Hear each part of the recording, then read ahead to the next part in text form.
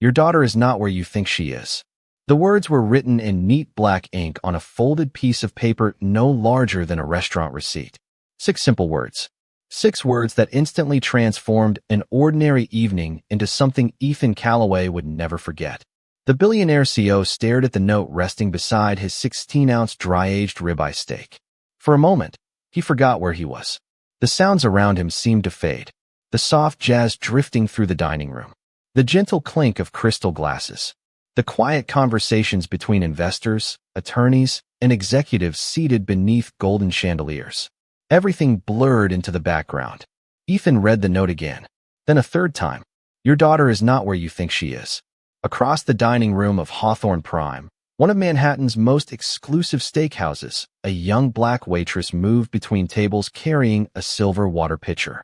Her name was Naomi Brooks, 27 years old, professional, calm, invisible to most of the people in the room. Moments earlier, she had approached Ethan's table, placed the folded note beside his plate, and walked away without saying a word. Ethan lifted his eyes and searched the room until he found her. Naomi was serving another table now, acting as though nothing unusual had happened. Yet there was something in her expression. Not fear, not panic, concern, genuine concern. Ethan slowly reached for his phone. His first instinct was to dismiss the message. He had spent years dealing with opportunists, pranksters, and people looking for attention. But something about the note felt different. It felt personal, specific, deliberate. His thumb moved to Sophia's contact. Sophia Calloway, 8 years old, the most important person in his life, the one thing money could never replace. The call rang. Once, twice, 3 times. No answer. Ethan frowned. Sophia usually answered his calls. If she was busy, she always called back within minutes. He ended the call and immediately tried again. Straight to voicemail. A small knot formed in his stomach. Across the table, 2 executives waiting to discuss a major acquisition noticed his expression change. One of them leaned forward. Everything all right, Ethan? Normally, he would have smiled and redirected the conversation. Normally, he would have focused on business. Tonight he could not. Excuse me, he said quietly. He stood from the table and walked toward the floor-to-ceiling windows overlooking Manhattan. The city sparkled beneath the night sky. Thousands of lights stretched across the horizon. To most people, it would have looked beautiful. To Ethan, it suddenly felt distant. He dialed Sophia's private tutor. No answer. Then her nanny. No answer. The knot tightened. Ethan checked the time. 9:15 p.m. Sophia should have been finishing her homework in Connecticut. Her security team should have been nearby. Everything should have been normal. Yet nothing felt normal anymore. His phone remained silent. Ethan looked down at the note again. Your daughter is not where you think she is. Behind him, the restaurant continued as if nothing had happened. Expensive wine was poured. Deals were negotiated. Laughter echoed through the room. But Ethan felt as though he had stepped into a different reality. A reality where a stranger somehow knew something about his daughter. A reality where every unanswered call mattered. Slowly, he turned his head toward Naomi. She was standing near the service station now. Their eyes met across the room. For a brief second, neither looked away. Then Naomi gave the smallest nod. Not dramatic, not theatrical, just enough to communicate one thing. She knew he had read the note. Ethan slipped the paper into his jacket pocket. His pulse was rising. Questions filled his mind. Who was this waitress? How did she know Sophia's name? Why had she chosen him? Most importantly, why did she look less like someone causing trouble and more like someone carrying a warning she desperately hoped would not come true? The distance between Ethan and Naomi felt much shorter now than the width of the restaurant floor that separated them. Ethan slipped his phone back into his pocket and glanced once more at the unanswered calls. The knot in his stomach refused to go away. Most people knew him as a man who controlled outcomes. Investors trusted him because he rarely made emotional decisions. Employees respected him because he stayed calm under pressure. Yet none of those strengths seemed useful tonight. His attention remained fixed on the young waitress standing near the service station.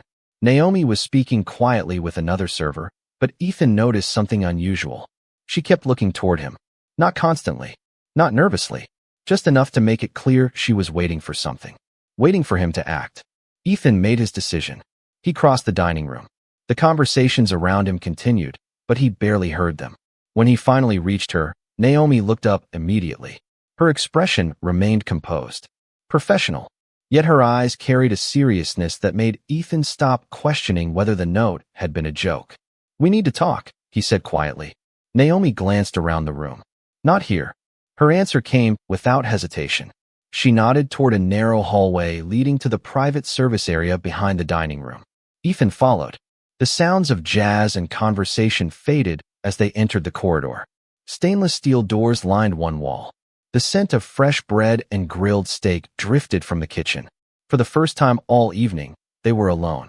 Ethan removed the folded note from his pocket. "Who are you?" Naomi looked at the paper before answering.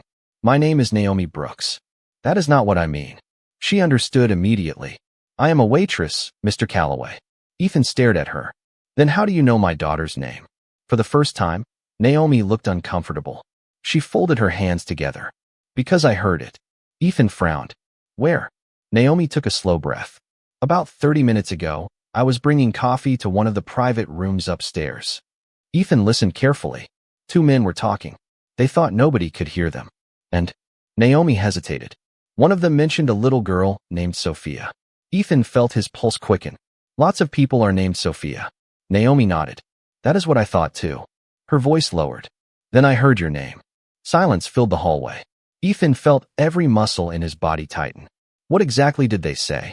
Naomi looked toward the kitchen doors as if replaying the memory. "I only heard pieces." "Tell me." One man asked if everything was ready. Ethan waited. The other said the girl was supposed to stay where she was until tomorrow. A cold sensation moved through Ethan's chest. "Did they say where?" Naomi shook her head. "No, anything else?" Naomi nodded slowly. The second man sounded worried. "About what?" She looked directly into Ethan's eyes. "He said if you found out too soon, everything would fall apart." Ethan said nothing. The words echoed in his mind. Everything would fall apart. His phone suddenly vibrated. He pulled it out instantly. The screen displayed the number of Sophia's security supervisor. Ethan answered before the first ring ended. "Tell me she is okay." There was a pause. Tiny. Almost invisible. Yet Ethan noticed it immediately. Years of negotiating billion-dollar deals had taught him how to recognize hesitation. "Sir," the supervisor finally said, "we are currently trying to verify Sophia's location." Ethan felt the hallway seem smaller around him. "What does that mean?" Another pause. Longer this time. "It means she is not where we expected her to be." Ethan slowly lowered the phone. For a moment, neither he nor Naomi spoke. Then Naomi whispered the words he had been desperately trying not to believe. "That is why I gave you the note." The words settled over Ethan like a weight he could not ignore. She is not where we expected her to be. The security supervisor had chosen those words carefully, but they all pointed to the same reality. Nobody knew exactly where Sophia was. Ethan ended the call and stared at the dark screen of his phone. For years, uncertainty had been something that happened to other people. He built systems to eliminate it. He hired experts to prevent it. He invested millions to stay ahead of it. Yet now uncertainty stood directly in front of him, and it wore the face of his 8-year-old daughter. Naomi watched him carefully. She did not interrupt. She did not offer empty reassurance. She simply waited. Somehow, that made her easier to trust than most of the people Ethan dealt with every day. "Tell me everything," he said. Naomi nodded. "I was delivering coffee to the private room on the second floor." Her voice remained steady. The door was slightly open. "I was about to knock when I heard your name." Ethan listened closely. One of the men sounded nervous. The other sounded confident. What did they say? Naomi looked down briefly as she searched her memory. The nervous one asked if the girl would cooperate. Ethan felt a chill run through him. And the other? He said it would not matter because she already knew too much. The hallway suddenly felt colder. Did they mention Sophia directly? Naomi nodded. Yes. Ethan felt his pulse rise. How? One of them said her name. Then he said she was smarter than they expected. For several seconds, neither spoke. Ethan thought about Sophia sitting at the kitchen island solving puzzles that children twice her age struggled to understand. He remembered the way she asked questions that adults often avoided. He remembered how observant she was. Small details most people missed never escaped her notice. Naomi continued. There was something else. Ethan immediately focused on her. What? The confident man said they could not risk her talking to you. The words hit harder than anything else she had said. Ethan slowly exhaled.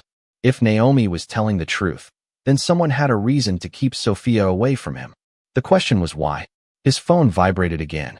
This time it was Marcus Reed, his chief of staff. Ethan answered immediately. "Marcus, I just got off the phone with your security team," Marcus said. "They are checking every camera on the property. Have they found anything?" "Not yet." Marcus hesitated. "But there is something strange." Ethan waited. Sophia's tablet showed activity about an hour ago. Ethan straightened. "What kind of activity?" "She uploaded something to a private cloud folder." Hope flashed through him for the first time all evening. "Can you access it?" "We are trying." Marcus paused. "The folder is password protected." Ethan almost smiled despite the situation. That sounded exactly like Sophia. She treated passwords like treasure chests. "Keep working on it," he said. "Call me the moment you get inside." After ending the call, Ethan looked toward Naomi again.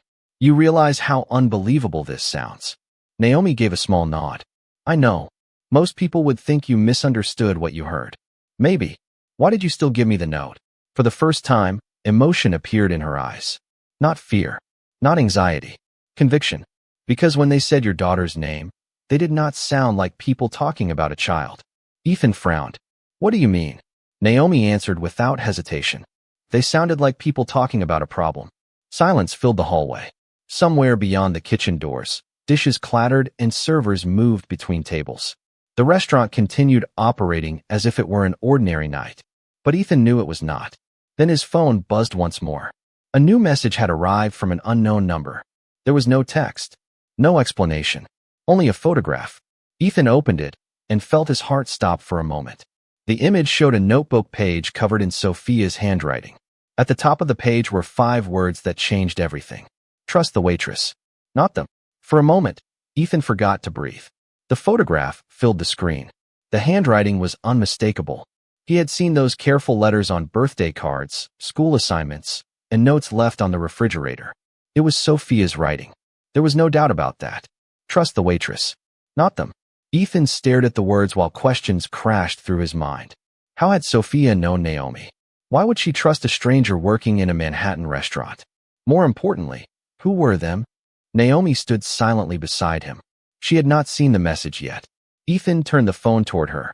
Her eyes widened as she read the photograph. "I have never met your daughter," she said immediately.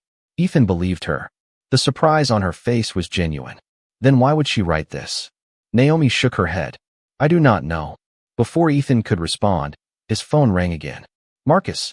He answered instantly. "Tell me you got into the folder." "We did," Marcus said. His voice sounded tense. "But there is a problem." Ethan stepped farther down the hallway. "What kind of problem?" There was only one file inside. Ethan frowned. And it was deleted. Silence. Ethan closed his eyes. Completely. Almost. Our team recovered part of it. Hope returned for a brief second. What was it? Papers shuffled in the background. A video message. Ethan's pulse quickened. "Can you play it?" "I am sending it now." Seconds later, a notification appeared on Ethan's phone. He opened the file immediately. The screen flickered. Then Sophia appeared. She was sitting at a desk somewhere. Her hair looked slightly messy. Her expression was serious. Far too serious for an 8-year-old. "Dad," she said. The sound of her voice hit Ethan harder than he expected. "If you are watching this, it means I was right." Ethan felt his chest tighten. Sophia looked over her shoulder before continuing. "I found something I was not supposed to find." The video crackled briefly. The signal quality was poor. "I tried telling someone, but I do not know who to trust anymore." Ethan exchanged a glance with Naomi. Neither spoke. Sophia continued. "If anything happens, listen to the person carrying this message." The image froze for a second, then returned. "She notices things." Ethan immediately looked at Naomi. The waitress stared at the screen in disbelief. Sophia had clearly been talking about her. Yet neither of them understood how. "Dad, please do not ignore this." The video distorted again. "The answer is connected to." The recording suddenly ended. Black screen. No explanation. No name. No clue. Just silence. Ethan stared at the phone. Frustration mixed with fear. They had been seconds away from learning something important. Marcus spoke again through the call. "We are trying to recover the rest." Ethan nodded, even though Marcus could not see him. "Do it." After ending the call, he leaned against the wall. The polished steel door beside him reflected his image. A billionaire who suddenly felt powerless. Naomi broke the silence. She seemed scared. Ethan nodded slowly. Yes. Naomi looked thoughtful, but she also seemed prepared. Ethan turned toward her. What do you mean? She made the video before anyone knew she was missing. Naomi folded her arms. That means she expected something to happen. Ethan considered that. She was right. Sophia had planned ahead. She had hidden files, recorded messages, left instructions. None of this was random. His phone vibrated once more. Another message from the unknown number. Ethan opened it immediately. This time it was not a photograph. It was a single sentence. 7 words. Simple, direct, impossible to ignore. Check the place she loved most. The message remained on Ethan's screen as if it were daring him to understand it. Check the place she loved most. 7 words. Another clue. Another mystery. Another sign that Sophia had been planning something long before anyone realized she was missing. Ethan read the sentence twice before slipping the phone into his pocket. Beside him, Naomi was already thinking. He could see it in her eyes. Unlike most people, she did not rush to speak. She listened first, observed first. Then she connected pieces others overlooked. Suddenly Ethan understood why Sophia's video had described her that way. The place she loved most. Naomi repeated quietly. What comes to mind? Ethan did not need long to answer. The Greenwich Public Library. The memory appeared instantly. Every Saturday morning when Sophia was younger, her mother would take her there. Even after her mother's passing, Sophia continued visiting whenever she could. She loved books. She loved stories. More than that, she loved the feeling of discovering something hidden between pages. Ethan remembered finding her asleep in oversized reading chairs with novels scattered around her. The library had always been her refuge. Naomi nodded slowly. Then that is where we start. Ethan immediately called Marcus. Get someone to the Greenwich Public Library. Already done, Marcus replied. I had the same thought. Ethan felt a brief surge of relief. What did they find? Nothing yet. Marcus hesitated. But there is something interesting. Ethan waited. One of the librarians remembers seeing Sophia tonight. Ethan froze. Naomi's eyes widened. Tonight? Ethan asked. Are you sure? Positive, Marcus said. She arrived about an hour before closing. For the first time all evening. Hope pushed through the fear. Sophia had been there. She had been safe. At least for part of the night. Was she alone? Ethan asked. Papers shuffled in the background. According to the librarian, yes. Ethan exchanged a glance with Naomi. That detail mattered. If Sophia had reached the library on her own, then she was not being held somewhere against her will. She was moving, thinking, making decisions, following a plan. Marcus continued. There is more. Ethan immediately focused. What? Sophia left something behind. Silence filled the hallway. Ethan's pulse quickened. What did she leave? An envelope. Ethan leaned forward slightly. For me? Another pause. No. Ethan frowned. Then who? Marcus sounded almost confused himself. The envelope was left for Naomi Brooks. Neither Ethan nor Naomi spoke. The words seemed impossible. Naomi stared at the floor. That does not make any sense. Ethan agreed. As far as they knew, Sophia and Naomi had never met. Yet somehow an 8-year-old girl had left an envelope specifically addressed to a waitress working in Manhattan. Marcus continued. The librarian refused to open it. Good, Ethan said immediately. What were the instructions? Sophia said the envelope could only be given to Naomi. Ethan slowly looked at the young waitress standing beside him. She appeared just as shocked as he felt. Did the librarian say anything else? Ethan asked. Marcus lowered his voice. Yes. Ethan waited. Sophia told her that if anyone came looking for her, they should trust Naomi. The hallway became completely silent. The sounds of the kitchen seemed far away now. Ethan thought about the video, the photograph, the note. Every clue pointed toward the same person, Naomi. Yet neither of them understood why. Then Marcus spoke again. There is one more thing. Ethan closed his eyes briefly. Every new answer seemed to create 3 new questions. What is it? The envelope has a message written on the back. Ethan felt his pulse quicken again. Read it. Marcus took a breath. Then he read the 6 words written in Sophia's handwriting. She sees what others miss. The words echoed in Ethan's mind long after Marcus ended the call. She sees what others miss. It was such a simple sentence, yet somehow it explained everything and nothing at the same time. Ethan looked at Naomi. She stood quietly beside him, still wearing her black apron, still looking more like someone finishing a shift than someone at the center of a mystery involving a billionaire's missing daughter. Yet every clue kept leading back to her. Not because she was causing the problem, because Sophia believed she could help solve it. Naomi folded her arms. I do not understand any of this. Ethan nodded. Neither do I. For a moment, both stood in silence. Then Ethan's phone rang again. Marcus. He answered immediately. What happened? Marcus sounded energized for the first time all evening. We recovered another fragment from the deleted video. Ethan straightened. Play it. There was a brief pause as Marcus opened the file.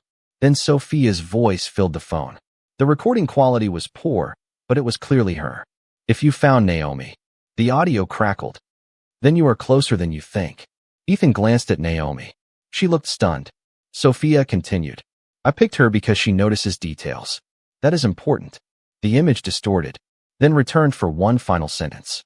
The truth is hidden in something everybody sees. The video ended again. Ethan lowered the phone. Naomi frowned. Hidden in something everybody sees? Ethan repeated the phrase quietly. The clue felt frustratingly close to making sense. Like a puzzle with one missing piece. Before either could speak, another call came through. This time, it was one of Ethan's senior security analysts. Sir, we found something unusual. Ethan immediately focused. Go ahead. We reviewed activity around your Connecticut property. The analyst hesitated. There was one visitor this week who does not belong on any approved list. Ethan felt his attention sharpen. Who? Papers rustled. A maintenance contractor. What is unusual about that? The analyst lowered his voice. The company says they never sent anyone. Ethan exchanged a look with Naomi. Another piece of the puzzle. Another sign that someone had been moving around his world unnoticed. Do you have a photograph? Ethan asked. Sending it now. Seconds later, an image appeared on his screen. A man wearing a maintenance uniform walked through a side entrance carrying a toolbox. His face was partially visible. Ethan stared at the photograph. Nothing seemed familiar. Then Naomi suddenly leaned closer. Wait. Ethan looked at her. What? Naomi pointed toward the toolbox. Zoom in. Ethan enlarged the image. At first he saw nothing unusual. Then he noticed a small symbol printed near the handle. A silver star. Naomi's eyes widened slightly. I have seen that before. Ethan turned toward her. Where? Naomi thought for a moment. Tonight. Ethan felt his pulse quicken. At the restaurant. She nodded immediately. One of the men in the private room had the same symbol on his briefcase. Silence filled the hallway. For the first time, a direct connection existed between what Naomi overheard and what was happening around Sophia. Ethan looked back at the photograph. The silver star. The mysterious conversation. The missing girl. None of it felt random anymore. His phone buzzed once more. Another message from the unknown number. This time there was no image. No video. Only one sentence. Ethan read it slowly. Then he looked at Naomi. What does it say? She asked. Ethan swallowed. It says Sophia left something at the planetarium. The message changed everything. Ethan read it twice before putting the phone away. Sophia left something at the planetarium. The words immediately unlocked a memory. Every Saturday after visiting the Greenwich Public Library, Sophia and her mother used to spend an hour at the local planetarium. It had become their tradition long before Ethan's schedule grew too crowded to join them regularly. Even after her mother passed away, Sophia continued asking to go. She loved the stars. She loved maps of constellations. Most of all, she loved the idea that every point of light was part of a larger picture waiting to be understood. Ethan suddenly realized that was exactly how she approached problems. She collected small details until the truth revealed itself. Naomi noticed the change in his expression. You know the place. Ethan nodded. She practically grew up there. Without another word, he called Marcus. Get a team to the Greenwich Planetarium. Marcus answered immediately. Already moving. Ethan frowned. Already. The librarian mentioned something before we ended the call. Marcus sounded tense. Apparently Sophia stopped there after leaving the library. Hope surged through Ethan. Did anyone see her? Yes. Ethan closed his eyes briefly. Finally, something concrete. Tell me. A caretaker recognized her photograph. He said she arrived shortly before closing. Ethan and Naomi exchanged a look. For the first time all evening, they were following a trail that actually belonged to Sophia instead of chasing rumors. Marcus continued. There is more. Ethan expected that now. Every answer seemed to arrive carrying another mystery. What did she do there? She left a small lockbox with instructions. Ethan stopped walking. Instructions for who? A pause followed. For you and Naomi. Naomi stared at the floor. Me again. Ethan could hear the confusion in her voice. He felt it too. Somehow Sophia had built an entire chain of clues around a waitress she supposedly never met. Yet nothing about the situation felt accidental anymore. Marcus lowered his voice. The caretaker refused to open the box. He said Sophia was very specific. Specific how? Ethan asked. She told him the box could only be opened when both of you arrived together. Silence settled over the hallway. Beyond the kitchen doors, dinner service continued as if nothing extraordinary was happening. Yet Ethan felt as though he had stepped into a puzzle designed by his daughter herself. Every clue pushed him toward the same conclusion. Sophia wanted Naomi involved. Not because she happened to be nearby, because she had chosen her. Ethan looked toward the young waitress. Naomi seemed overwhelmed. I do not understand why she keeps pointing to me. Ethan thought about the note, the video, the envelope, the message on the back. She sees what others miss. Suddenly, he remembered something. Maybe you already solved part of this. Naomi looked up. What do you mean? Ethan pulled out the photograph of the maintenance contractor. You noticed the silver star when nobody else did. Naomi stared at the image. Then her eyes widened slightly. The star. Ethan nodded. What about it? Naomi looked thoughtful. I know where I have seen it before. Ethan felt his pulse quicken. Where? Naomi took a slow breath. Not just on the briefcase. Not just on the toolbox. She pointed toward the image. It is the same symbol used by the Greenwich Planetarium on all of their employee badges. The realization hit Ethan immediately. The silver star. The symbol on the toolbox. The symbol on the briefcase. The symbol used by the Greenwich Planetarium. Suddenly, what had looked like random details began forming a pattern. Naomi had been right again. She noticed what everyone else overlooked. Ethan looked at her with a new level of respect. Sophia had not chosen Naomi by accident. She had chosen her because she saw the world the same way. Through details. Through observation. Through patience. Marcus called again before Ethan could speak. We are at the planetarium. Ethan immediately straightened. What did you find? The caretaker is waiting. And the lockbox? Still sealed. Ethan nodded. Good. We are on our way.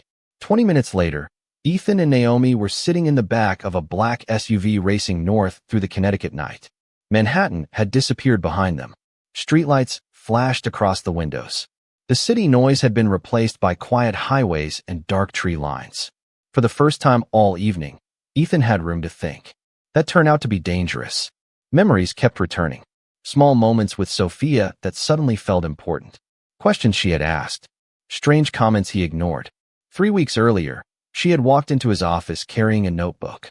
She had asked him if successful people ever stopped noticing obvious things because they expected someone else to notice them first. Ethan remembered laughing at the question. Now he wished he had asked why she was thinking about it. Naomi sat quietly across from him. Eventually she spoke. She seems remarkable. Ethan smiled sadly. She is. Naomi looked out the window. She reminds me of someone who does not stop asking questions until she finds the truth. Ethan nodded. That was exactly who Sophia was. His phone buzzed. Another message from Marcus. This time it included a photograph. Ethan opened it immediately. The image showed the lockbox sitting on a wooden desk beneath a framed star chart. Attached to the box was a handwritten note. Ethan recognized Sophia's writing instantly. His pulse quickened. What does it say? Naomi asked. Ethan enlarged the image. The note contained only one sentence. If Naomi is with you, open this together. Neither of them spoke for several seconds. The message felt personal, intentional. Another confirmation that Sophia had wanted Naomi involved from the beginning. The SUV finally turned into the parking lot of the Greenwich Planetarium. The building stood quietly beneath the night sky. Soft lights illuminated the entrance. Above them, hundreds of stars sparkled across the real sky, mirroring the stories Sophia had loved since childhood. Ethan and Naomi entered through the front doors. An elderly caretaker greeted them immediately. Relief crossed his face when he saw Ethan. Your daughter was here, he said. Ethan's heart skipped. Are you sure? The man nodded. Very sure. Hope surged through Ethan. Was she safe? She seemed calm. The caretaker pointed toward a small office near the observation hall. She spent nearly 30 minutes writing notes and organizing things. Ethan followed him inside. The lockbox sat exactly where Marcus's photograph showed it. Small, ordinary, yet somehow it felt like the center of the entire mystery. Naomi stood beside him. The caretaker handed Ethan a key. She said only the two of you should see what is inside. Ethan looked at Naomi, then at the lockbox. Finally, he inserted the key. The lock clicked open. Inside sat a flash drive, a folded letter, and a single photograph. Ethan picked up the photograph first. The moment he saw it, his expression changed completely. Naomi immediately noticed. What is it? Ethan swallowed hard. It is a picture of someone standing inside my house. He turned the image toward her. Someone who should never have been there. Naomi stared at the photograph. The image was clear enough to remove all doubt. A man stood inside Ethan's Connecticut home near the entrance to his private office. He wore the same maintenance uniform visible in the security photograph. The silver star symbol appeared on his chest badge. Yet that was not what shocked Ethan. What shocked him was the date printed in the corner of the image. The photograph had been taken 3 days earlier, long before anyone knew there was a problem, long before Sophia disappeared, long before a waitress handed a billionaire a folded note. Ethan picked up the letter next. His hands felt strangely steady now. Fear had slowly been replaced by determination. He unfolded the paper and immediately recognized Sophia's handwriting. Dad, if you are reading this, then Naomi helped you. I knew she would. Ethan paused. Naomi looked away, overwhelmed by hearing her name again. He continued reading. I found someone inside the house who was not supposed to be there. At first I thought it was a mistake. Then I started noticing other things. People asking unusual questions. Documents being moved. Meetings nobody talked about. I took pictures because I knew nobody would believe me. Ethan swallowed hard. Every word sounded like Sophia. Curious. Careful. Observant. The letter continued. I was not hiding from danger. I was hiding until I could prove what I found. Please do not be angry. I wanted to protect you. Ethan closed his eyes briefly. Even now, Sophia was thinking about someone else. Naomi pointed toward the flash drive. There is more. Ethan nodded and inserted it into a nearby computer the caretaker provided. Several folders appeared. Photographs, financial records, security logs, messages. Everything had been organized with remarkable care. Marcus joined the call remotely and began reviewing the files. Minutes passed. Then his voice suddenly changed. Ethan. Ethan immediately looked up. What? Sophia was right. Silence filled the room. Marcus continued. The maintenance contractor was never a contractor. Ethan stared at the screen. Then who was he? He was hired through a shell company connected to 2 former executives who recently left one of your subsidiaries. Marcus opened another file. The records show they were secretly collecting information from inside company properties. Ethan felt years of experience assembling the pieces almost instantly. It was not about Sophia. It was not even about him personally. It was about access, information, leverage. They never expected an 8-year-old girl to notice. Marcus spoke again. There is something else. Ethan almost smiled. There was always something else. Go ahead. We located Sophia. For a moment, nobody moved. Ethan was not sure he had heard correctly. Say that again. We found her. Relief crashed through him so suddenly that he had to sit down. Marcus continued. She has been staying with a retired librarian she trusts. She was never in danger. She was waiting until the evidence reached you. Ethan lowered his head. The room blurred for a second. Across from him, Naomi smiled for the first time all night. An hour later, Ethan arrived at a small house a few miles from the library. The front door opened. Sophia appeared. Before a single word could be spoken, she ran into his arms. Ethan held her tightly. Not as a billionaire. Not as a CEO. Just as a father who had finally found his daughter. When they eventually stepped back, Sophia looked toward Naomi. I knew you would help him. Naomi laughed softly through tears. We never even met. Sophia smiled. Yes, we did. Both adults looked confused. Sophia pointed toward Naomi. Our class visited the restaurant 2 weeks ago. Everyone ignored the busboy who dropped a tray. You were the only person who stopped to help him. Naomi remembered instantly. A small moment she had forgotten. A small act of kindness. Sophia never forgot it. Ethan looked at Naomi and finally understood. The most important clue in the entire mystery had never been a photograph, a video, or a lockbox. It was character. Sophia trusted Naomi because she paid attention when others looked away. As dawn began to brighten the Connecticut sky, Ethan realized something money had never taught him. The people who change your life are often the people the world never notices.